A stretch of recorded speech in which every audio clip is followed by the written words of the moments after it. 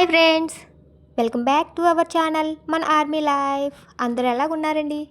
నేనైతే చాలా బాగున్నాను. అలానే మీరందరూ కూడా బాగున్నారని ఆశిస్తున్నానండి. ఫ్రెండ్స్, ఈరోజు మన రెసిపీ వచ్చేసి మేథీ పరాటా అండి. చాలా టేస్టీగా ఉంటుంది, అలానే చాలా హెల్దీ కూడా. మేథీని బాగా శుభ్రంగా కడుక్కొని చిన్న చిన్న ముక్కలుగా కట్ చేసుకోవాలి. అందులోనే 2 కప్పులు గోధుమ పిండి, మీ రుచికి సరిపడా సాల్ట్, 1 టీ స్పూన్ ధనియాల పొడి, కొంచెం పసుపు, మీ రుచికి సరిపడా కారం, అందులోనే 1 టేబుల్ స్పూన్ ఆయిల్ కూడా వేసుకొని బాగా మిక్స్ చేసుకోవాలి.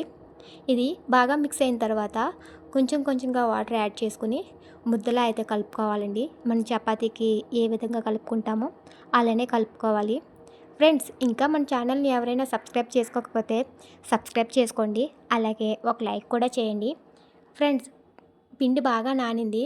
దీన్ని చిన్న చిన్న బాల్స్లో అయితే డివైడ్ చేసుకోవాలి.